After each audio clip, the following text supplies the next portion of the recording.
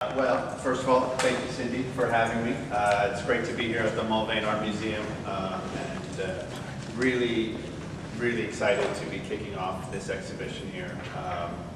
This exhibition has several sculptures that range from some avant-garde to some emotional pieces for me to some whimsical, and hopefully there's something here for the whole family. As I build,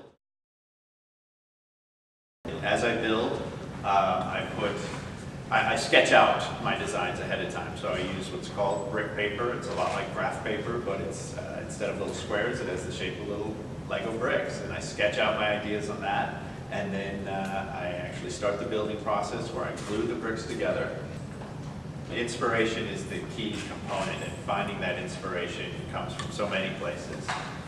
Fortunately, I travel a lot, so I'm always meeting new people and going different places, and I use that as a reference. But I think, for me, inspiration comes from my own personal journeys. I rely on my own experiences and emotions and draw on that for my artwork. I think this sculpture here, Yellow, is one of the more iconic pieces. I think over time it's become a little bit of pop culture. I've seen it on the backs of, I've seen it on book covers, I've seen it on album covers, I've seen it on the backs of jackets.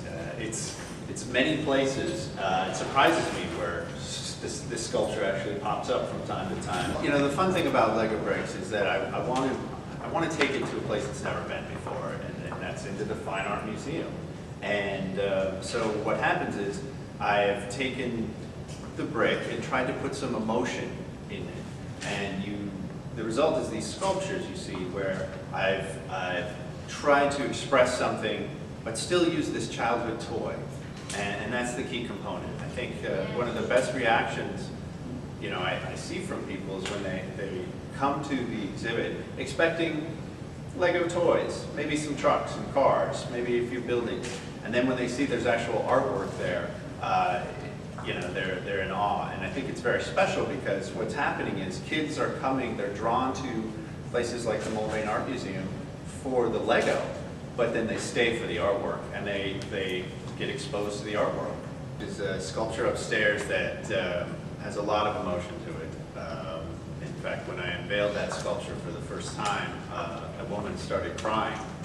And it was a compliment at the time because it transcended Lego. She was not seeing it as a toy, she was seeing it as artwork, which was, and always has been, my goal. Well, everyone reacts differently to different pieces, I suppose.